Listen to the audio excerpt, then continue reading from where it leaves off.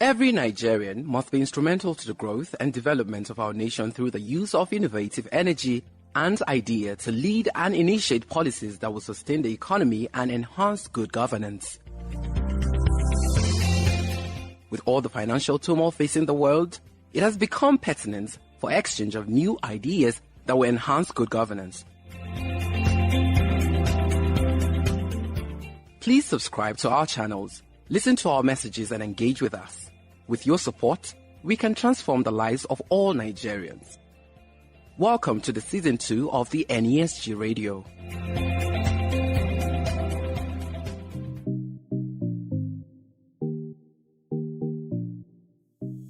Hi everyone, and welcome to another episode on NASG Radio. My name is Ogechi Obasi. I'm an analyst with the National Assembly Business Environment Roundtable. On today's episode, we'll have with us Mrs. Diane Okoko.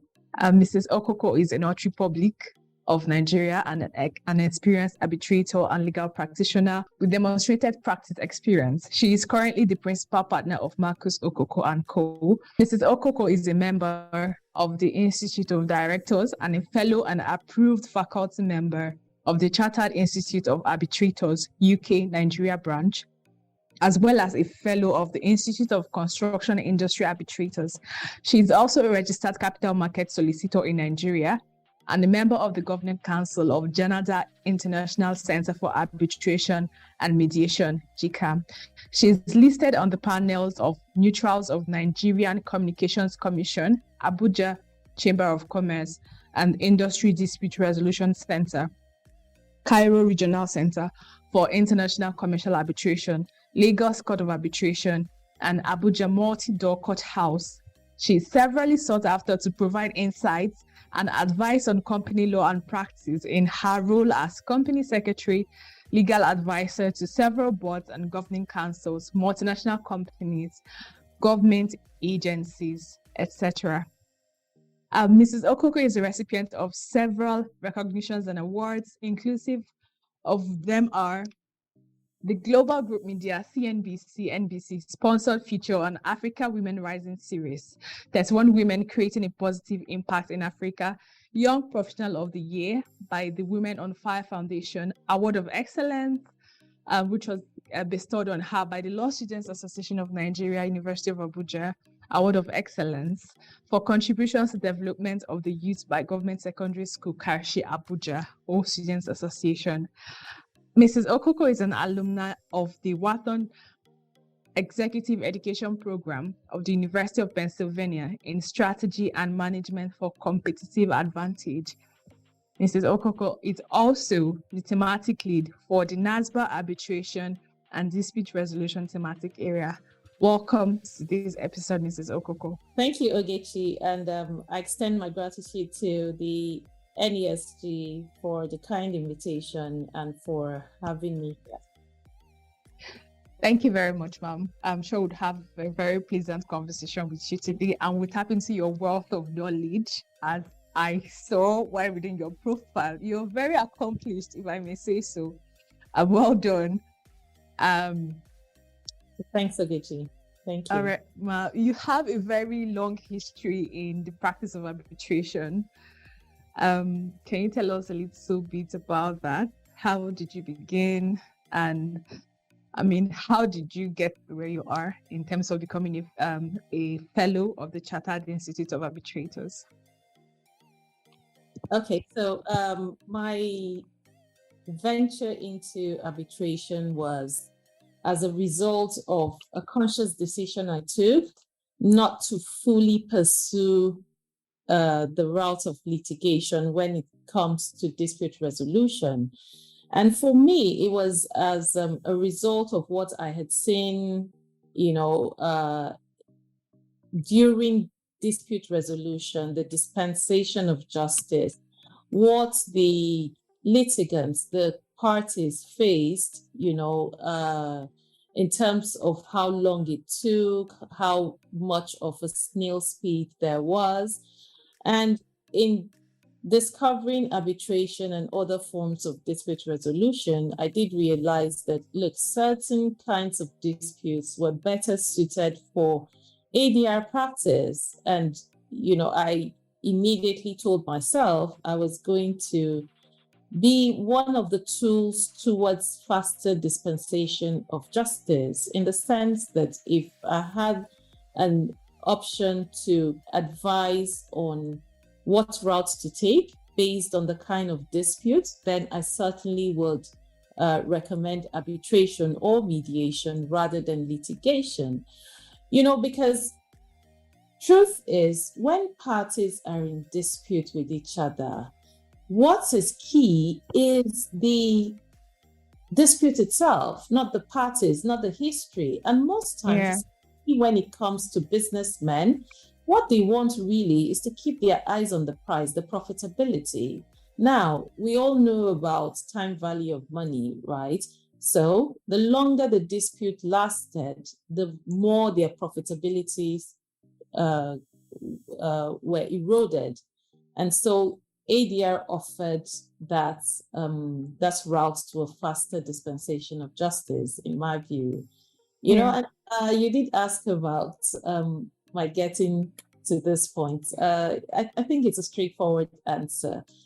As soon as I took the decision that ADR, arbitration, was going to be, the trajectory of my growth, I delved into it fully. So I did the entry course, I did membership, I wrote the fellowship examinations, all within a very short span of time, quite honestly. But I put in everything that I had into getting to becoming a fellow, and well, the rest they say is history, isn't it? Okay. Yes, it is. That can only be described as having laser focus on a goal and hitting it. Kudos to you, ma'am. So we know that the president recently signed the Arbitration and Mediation Act 2023 in May. The act repealed the old Arbitration and Conciliation Act of 1988. As we all know, with old laws in Nigeria, by the time they are repealed, they would have caused some discomforts, if I may describe it as such, to both practitioners and parties. So in your practice, ma'am, how would you, or what would you say were some of the challenges that you encountered still having the old law made in 1988 up until May 2023? What were the challenges you encountered on account of the repealed Arbitration and Mediation Act?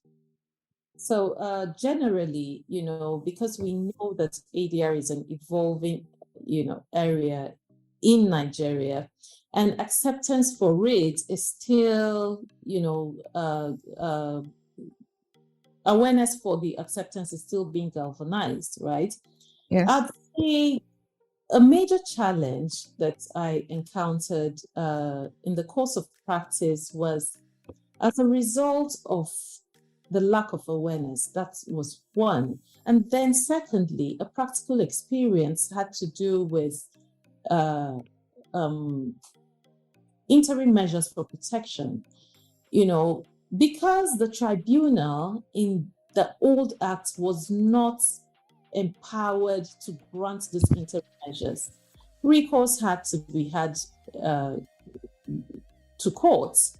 That kind of expanded the period for the whole process of the arbitration. The duration was longer because we're all very familiar with what the dockets in the court system is like. It's full. Before you went to a judge and got that particular interim right. So to get those interim measures of protection, you had to have recourse to courts. And the time it took to get that particular order granted was a bit of a stretch. For some arbitrations, it would erode even the essence of the arbitration. So things like those particular provisions that were not available in the repealed act managed to put a clog in the wheel of how fast the wheels of justice could churn. So I'd say, one of a major downside or a challenge that was faced with the repealed act was the grant of interim measures of protection by the tribunal itself. Yeah. Oh, thank you very much, Ma. On the back of that, I was just going to also ask about the arbitral awards and having the court enforce it. I know that enforcement sometimes can be a challenge. So was that also occasioned by any provision in the repealed act in terms of not getting the arbitral awards enforced, just like a court judgment to be enforced? I wouldn't say it was as a result of any provision in particular, Ogechi. What I'd say is this.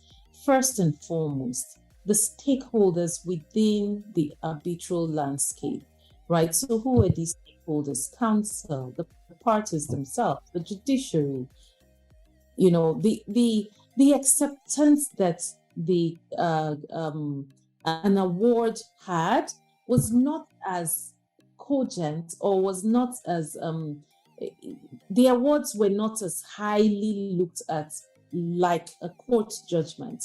But truth told, it ranks at par with a court judgment, because an award actually is meant to be final and binding, right, on the parties. So it means that it had the highest authority of the backing that the parties gave to it. So you would find that parties, aggrieved parties, were very quick to run to courts to try to set aside these awards, you know, and some members of the judiciary, again, because of the lack of, the knowledge of how arbitration works, saw instances where they could set aside, or were very quick to set aside, forgetting what the provisions of the repealed act or even the new act says. There are very clear-cut grounds upon which an award can be set aside, okay? And it's very deliberate that those grounds are streamlined and those grounds are very clearly marked out. So a lack of awareness, a lack of knowledge would allow that the judiciary could go out of those grounds to set aside, even when there were clear-cut grounds as to when an award could be set aside. So I'd say not exactly the provisions of the act, but more about stakeholder knowledge, information, and awareness. Thank you very much, Ma. That was quite incisive. So it's been a long road to the passage and presidential assent of the Arbitration and Mediation Act, which we're well part of. So I'm going to ask, do you consider it a win for Nigeria's arbitration community, both practitioners and parties alike? And why would you say it's a win, or if it's not a win? Two hands up, Ogechi, for the fact that it's a win. Okay. Two hands up. Okay, that's good. Nigeria has now one of the most progressive pieces of legislation when it comes to arbitration practice in the world. Wow, that's huge.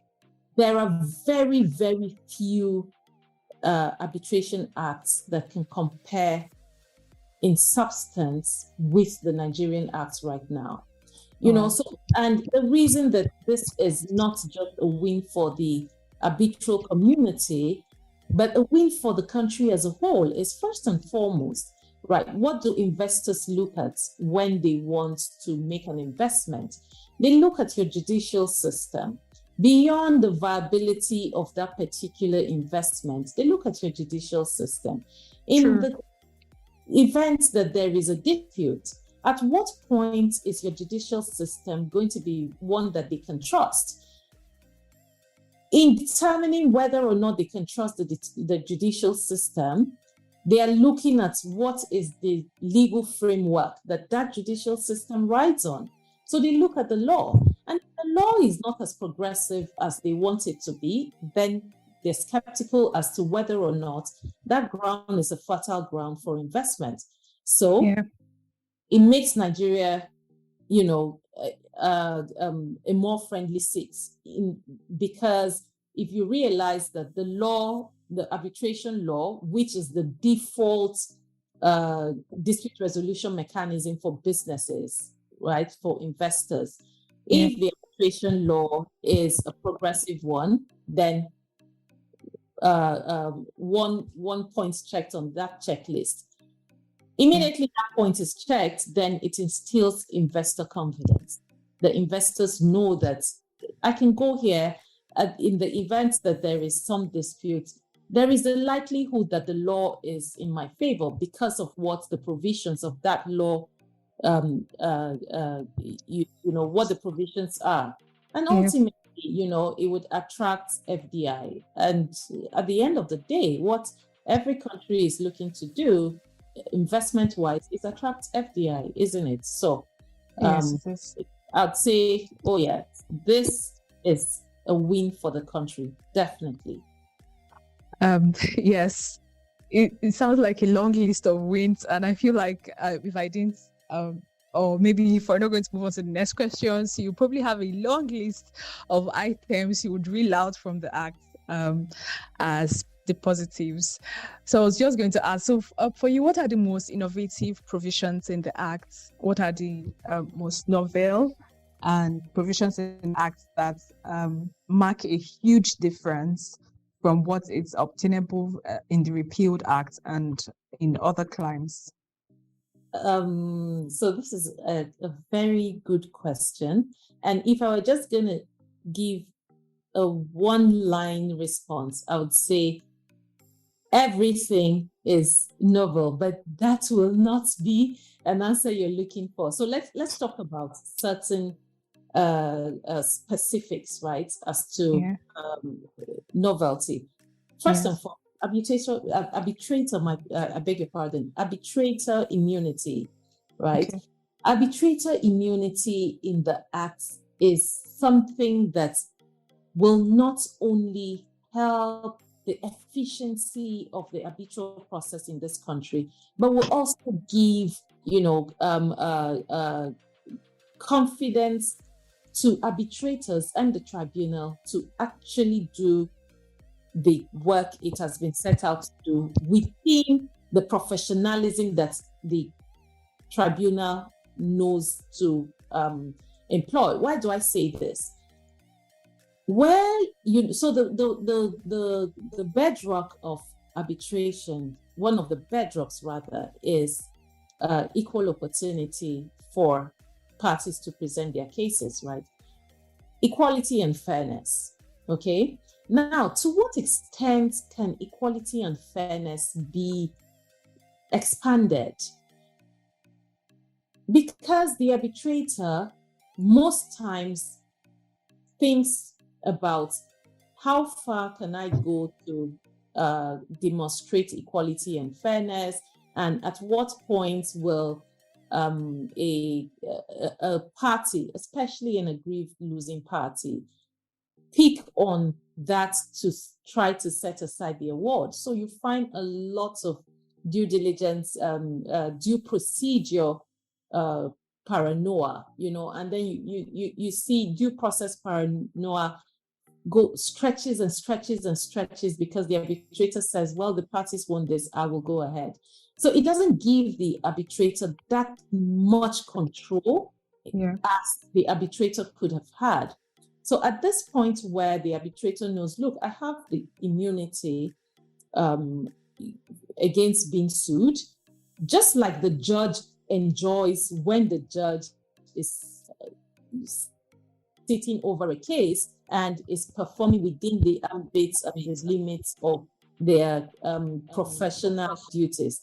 So that, for me, under Section 13 of the new Act is such a welcome addition to the Act. It is a new provision and it's so very welcome. Then let's look at the provision that allows for the appointment of an emergency arbitrator. So remember when I spoke about the interim measures of protection, one of those reasons for appointing an emergency arbitrator would be maybe to grant an interim measure of protection, for instance, to save the subject matter of the arbitration. So where a tribunal has not yet been fully constituted, a party can request for an emergency arbitrator to sit over certain things, even before the constitution of the substantive panel. Then let's look at the award review tribunal. So what this means is that the parties, where an award has been handed down and they're not very comfortable, or one of the parties is not happy with the award, they can actually ask for an award review tribunal instead of going straight to court. So you realize that an award is handed down, and an aggrieved party tells you, you know what, I'm going straight to court. I'm going to try to set this award aside. The award review tribunal, on the flip side, would look at this award and try to fix the award, if you will, to the extent that if there is anything for fixing, that means, otherwise, the award review tribunal gives its award, and there is a time limit of 60 days within which the ART can give a review of that award. So the time limit is specified. It's not an open-ended thing, and that gives an indication to the losing party as to whether or not, if they even proceeded to court, this award will be set aside. So if you got a decision from the award review tribunal saying, look, this award is a perfect award, there is no reason that it should be set aside, you may be more comfortable not going to court anyway, because you imagine that the court would uphold, the award. So why waste resources? Why waste time? And then lastly, let me talk about the powers of the tribunal to grant interim measures of protection. And the reason I'm talking about this is because beyond the Act giving those powers to the tribunal, the Act also specifies under Section 28 of the Act that order granted is enforceable regardless of where it is granted worldwide. This is so innovative in the sense that if I got an order to preserve a subject matter in Nigeria, for instance, and the arbitration is seated in Paris, the courts in Nigeria, right, would uphold that order from there like it was handed down even here in Nigeria. So remember, I spoke about instilling investor confidence. Yes. Now, the investor knows, what, the courts in Nigeria would uphold this, even if I do not get the order. The order in Nigeria. Oh yes. So it's very comforting to foreigners to know that the Nigerian client is ready and ripe to honor, to respect anything arbitration-wise, anything in quotes, anything that is legal, legitimate, and meets the laid down dictates of how an arbitration should go and what should be upheld. Thank you very much. But that was quite enlightening. And you mentioned, for want of time, these are just a few. There are quite a number of them. Yes, the Act seems packed. You've mentioned 4 already, and it's not even among the more popular ones like the seat of arbitration and third-party funding, which everyone has been going on and on about. So, but wow, the Act, it seems like it's going to do a lot for investments in Nigeria. So I was going to ask Nesk, what do you think about third-party funding? There's been a lot of opinions about third-party funding, and it's been or going to raise conflicting or malicious proceedings against parties. So, what are your thoughts on third-party funding? Do you think it's an important provision, or do you think it should have been left out? Let me take your question, from the first you asked, which is whether or not it will, instigate malicious proceedings. And my response to that is no, not necessarily. Reason being that the Act itself, right, has made provisions for why this will not happen. And let me tell you why. Section 62 rather. So third-party funding is, provided for under this. 62, 1 and 2 tell you that the party being funded has to disclose first and foremost to the other party, to the arbitral tribunal, to the institution administering that arbitration, who the funder is. So you see, from the get-go, there is already, certain levels of disclosure and transparency. Because as soon as the funder is identified, you can hazard a guess as to whether or not there will be some malice why the funder is funding this particular arbitration, and then talk about how third-party funding works. So the funders usually will carry out a very stringent due diligence onto the viability or otherwise of the claim, even before they agree to fund. Because third-party funding really is a business model. It's not because, the funders want to, are so keen on any party getting it right, or, they love justice so much. No. It's really business for them. It's about the profitability of the venture they're going into. So they will, do their due diligence as to whether this particular claim is viable. A malicious claim would hardly be viable, right? Because you don't have the ingredients to prove the claim. It's really just based on emotions, sentiments, and malice. So there is a likelihood that such claims will be turned down.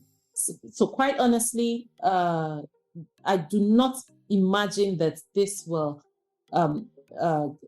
instigate malicious proceedings. So I believe it's a good add-on. It's something well thought of, and it has been added there so that parties who genuinely have authentic claims will not shy away from the arbitral process because they are unable to fund.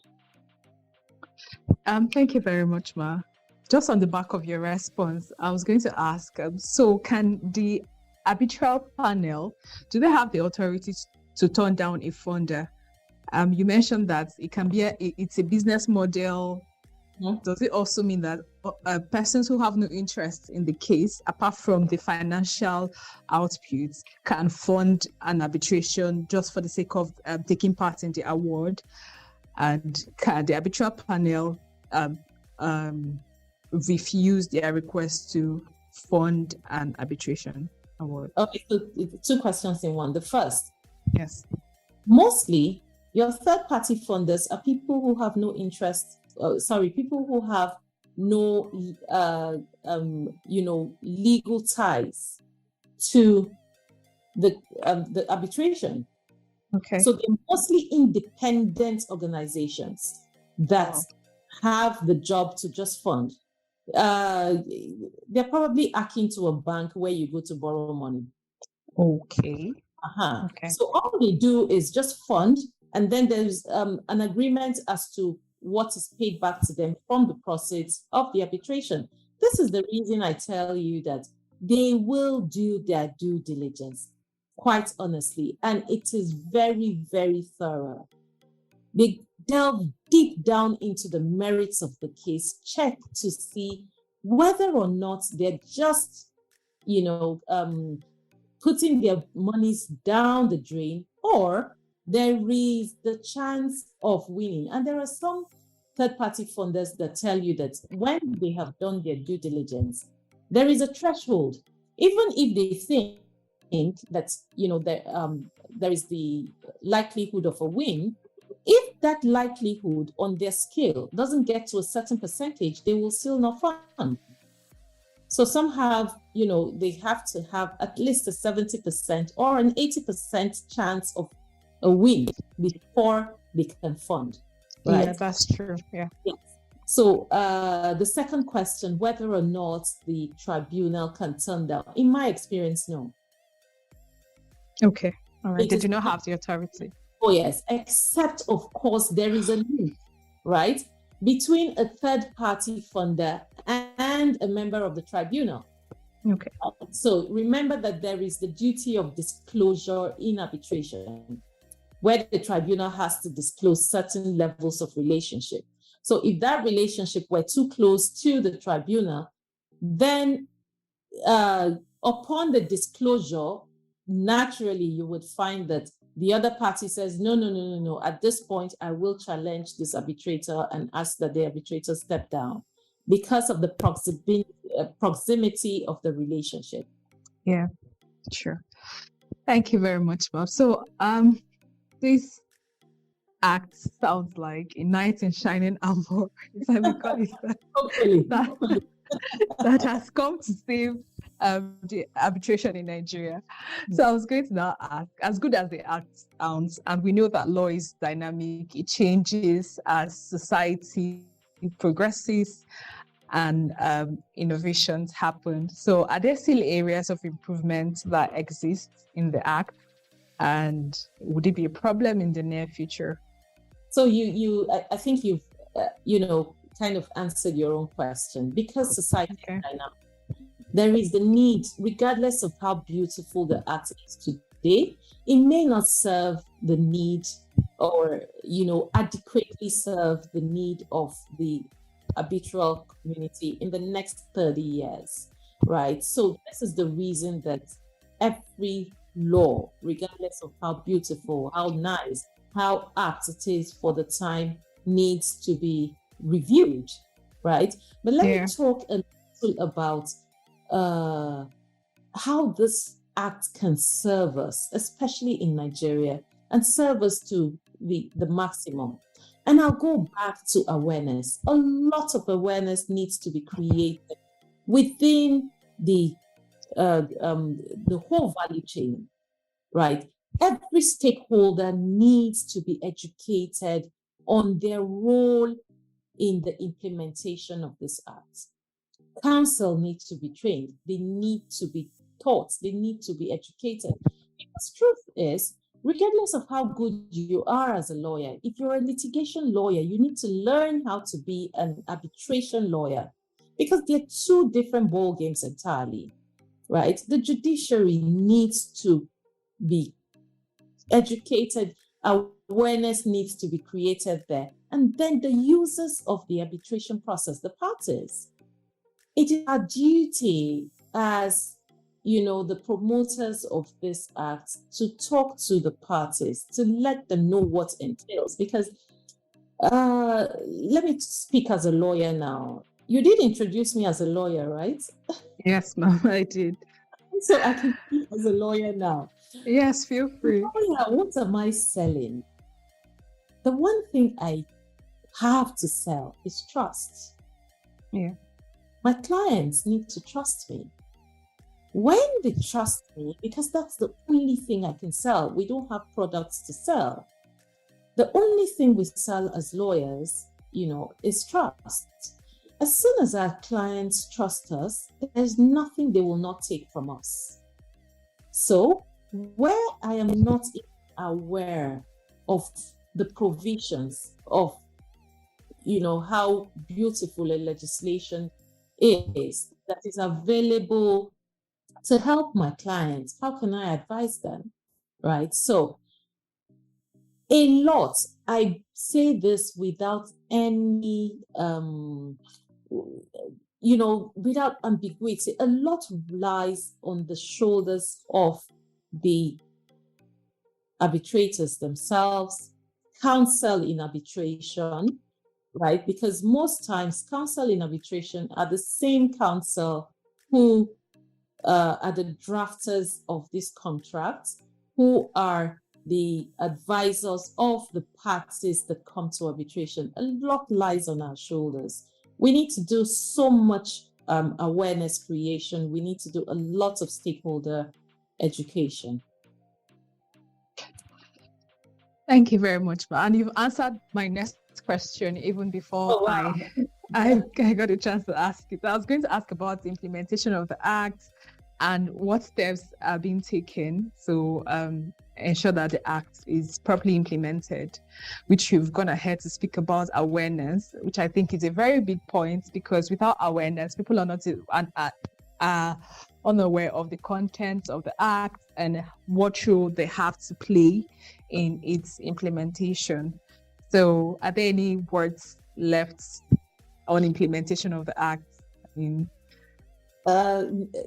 Well, not really, because between both of us, I think we've just summed it up with, 2 words: stakeholder education. Yeah, sure. Okay.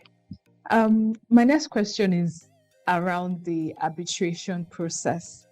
Mm-hmm. In favor of ADR, it's often been argued that it's not as strict as the court system. It's slightly informal. It's party friendly, and just generally better than the court system that takes a long time to produce judgments for any matter that comes before it. So, with all these procedures listed in the Act, in the Arbitration and Mediation Act, does it not bring it a lot closer to being as strict as the court system? Okay, thanks for that question, Ogechi. So, arbitration rests on the fulcrum of party autonomy. So it's really about the consent of the parties. The parties can agree to do whatever they would like to do within the ambits of the law, right? So procedure, for instance, the proceedings, strictly party agreed. At the preliminary meeting, for instance, okay, so parties come and they tell you things like, you know what, because we're really busy, we wouldn't want to have meetings during weekdays. Can we have our sittings? Can we have a hearing on Sunday by 2 p.m., for instance, in so-so person's house, so that while we're having lunch? Do you understand? So the flexibility is there, right? So it makes it less procedural. It makes it less rigid. It makes it less strict, right? So really, arbitration is sense of the parties, whatever they agree to do. And then I go back to counsel understanding and knowledge. So if, one party says, or counsel representing a party says, Mrs. Okoko, can we have this hearing on a Sunday by 1 p.m. And the other party says, no, the rules of court say this. Then you know that even at that point, there would be the need for an alternative dispute resolution mechanism, maybe a mediation or a negotiated settlement, even between the counsel, right? So as long as counsel understand, have the knowledge, trust me, it's such a fluid process. It's so informal, very flexible, right? So the Act just serves as a guidance and a framework within which the parties can work. Ultimately, it's about the party agreement. Ultimately, it's about what these parties want, right? So, quite honestly, no. This Act is not going to align or make the arbitral process akin to that of a court. No. Okay, Ma. I'm very happy to hear that the Act does nothing to the party friendliness of the arbitration process, because that's one of the major upsides of arbitration for a lot of parties. So I'll move on to enforceability of arbitral awards. We spoke about that briefly at the start of the session. So I'm going to ask, how does the Arbitration and Mediation Act, address the enforceability of arbitral awards and mediated settlement agreements, since it's an Arbitration and Mediation Act? So one of the beauties of this act is that it has finally codified, the Singapore Convention for international settlement agreements, right? So Section 87 clearly states, right, that the any settlements under the Singapore Convention will be recognized in Nigeria as long as it emanates from a Singapore Convention country, and it's in relation to a legal relationship, whether contractual or otherwise, actually, but it's recognized as a commercial transaction under the Nigerian laws, and it does same thing for the New York Convention under its Section 60, because very clearly what it has said is we recognize, we respect these two pieces of legislation.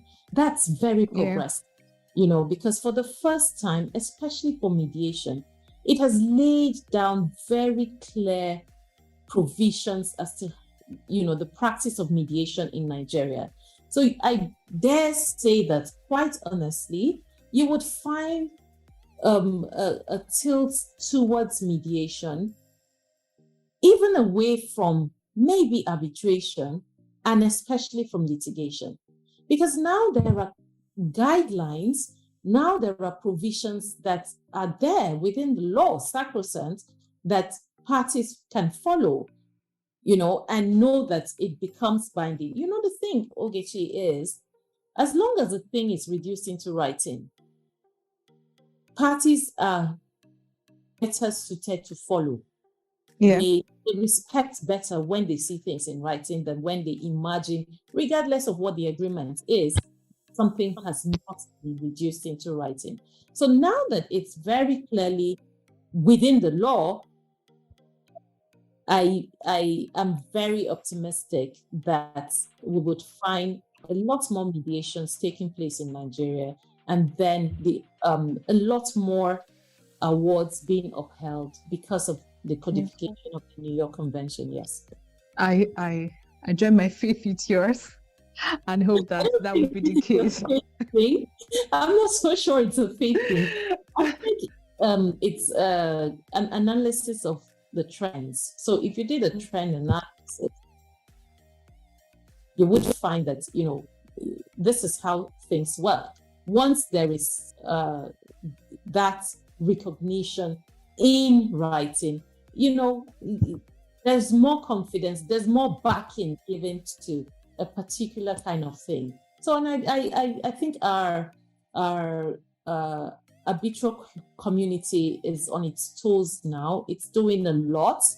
The courts, quite honestly, if I'm being honest with you, are being more and more progressive.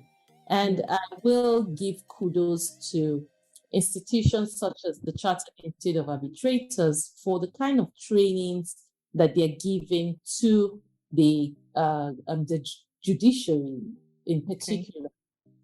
All right. My next question is in terms of the usage of the Act itself. It may be too early to say, but are there any notable cases where the Arbitration and Mediation Act has been utilized recently? Too early. This is a May piece of legislation, Ogechi. Exercise some patience, and we will. Okay. All right. We'll come back to it another time. So very soon, I believe. All right, Ma'am. You spoke about the impact of the Act on investment in Nigeria in terms of attracting investments in Nigeria. Yes. But what can be said about the influence of the Act in investment retention? do you think businesses would stay back, or investments that have been attracted to Nigeria would remain or be retained in Nigeria as a result of the act? And how beneficial do you think all of these would be to the Nigerian economy?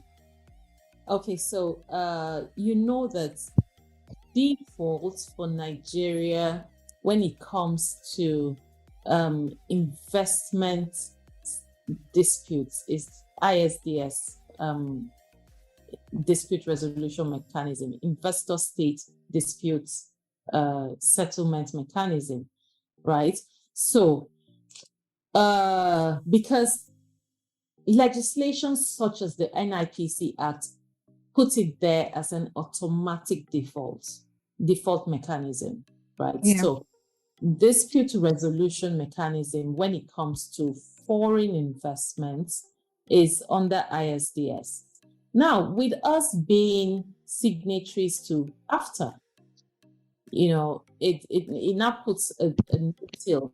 But the investment protocol of AFTA is still being, you know, it's not been released yet. It's still being negotiated. I imagine that before the year runs out, we'll be done with that protocol, okay? And hopefully that protocol will borrow some provisions from the Pan-African, legislation. So we imagine that it will be a very progressive piece of legislation, okay, or protocol rather. Yes. You know, so, but I do say this, and very, very confidently too, that because we have a law that allows Nigeria now to be an arbitration-friendly seat, we will see a lot of FDIs. We will see, you know, the fact that foreign investors now see Nigeria as a place where their investments are protected to the extent that the law is on their side, right? And the reason I say this is because if you looked at that law, you know that when it comes to the seat of the arbitration and Nigeria is the seat, it means that the linkage to the procedural legal system would be the Nigerian legal system. And if Nigerian legal system is, you know, the jurisdictional law that they will have to refer to, what is that law saying for them? When they see things such as this, then they are more confident. You know what? I'm going to put this investment here, and regardless, even if Nigeria is the seat of this arbitration, I am confident that to a certain extent, the law is on my side, because this piece of legislation is a good legislation for any foreigner to have confidence in. Yeah. Thank you very much. But that perfectly answers the question as to investment retention. And I agree with you that anyone or any investor that it would imbue their confidence that the Arbitration and Mediation Act is on their side if any dispute arises. So again, we said earlier in the interview that the act sets Nigeria miles ahead of other countries. So, I mean, other countries will be playing catch up to us now. Is that so, Ma? Yes. I say so. You know, I remember I said that there is 2 hands up for this act. Yeah. Okay, very seriously. There are very, very few pieces of legislation that are this progressive when it comes to arbitration. Very few. So quite a number of countries are going to use the Nigerian Act as a model law, if you will, on redrafting their own legislations. Oh, yes, arbitration acts, you know. So this piece of legislation is it may not be the best in the world, but it ranks at par with the very, very best of the legislations. Oh, Thank you so much, Ma. I mean, we've had such a long conversation and it's been interesting, it's been fun, and it's been very, very educative and enlightening. So I'm just going to, any final thoughts on arbitration, on the act, on awareness, on implementation, and generally, any final thoughts that you may have? Okay, so in closing, let me talk just about awareness creation and the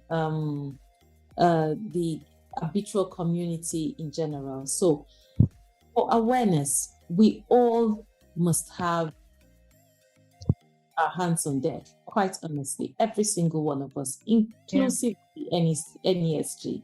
So everybody who is aware of this act must do their bit to reach, their own audience. The NASG, for instance, deals with communities that are business-oriented. What is the role that the NASG can play?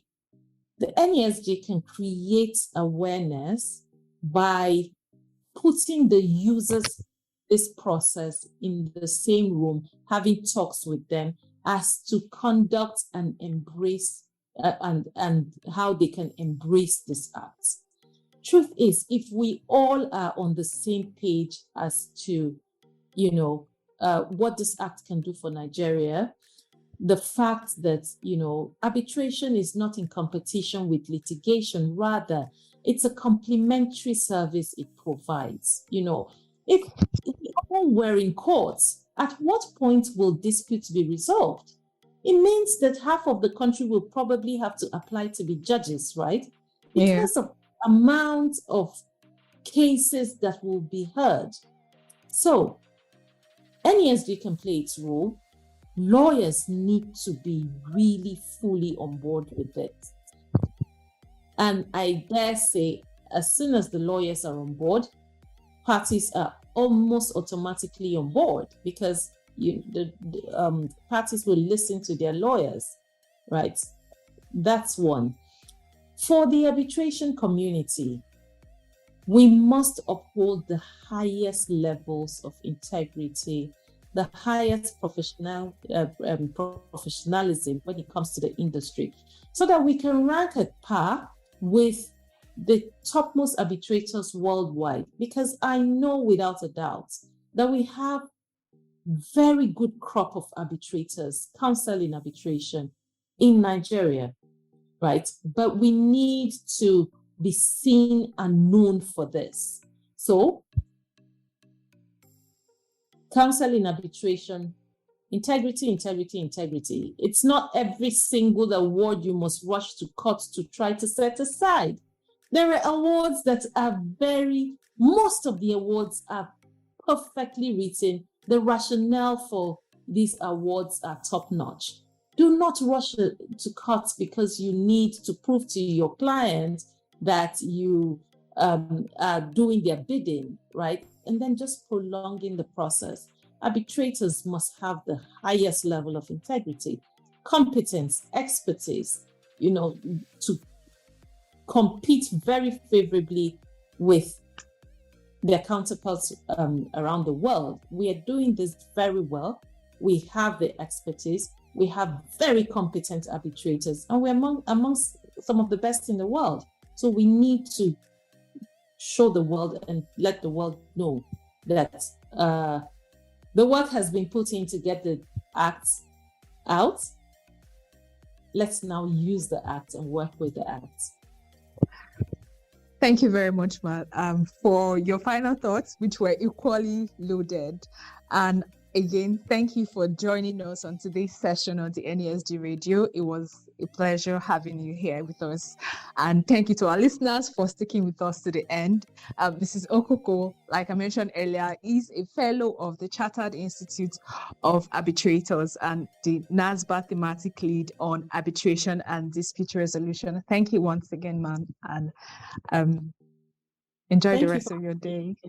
Thank you so much for having me, and it was my pleasure to be here with you. Thank you, Ma. And for other resources to our listeners, please visit the NASSBER website on www.nassber.org, and you find more information on the Arbitration and Mediation Act. Thank you very much. Thank you for being a part of today's interesting program. You can learn more about the NASG's If Not Now When campaign at www.ifnotnowwhen.ng. You can also listen to other interesting conversations by visiting www.nasggroup.org/podcasts.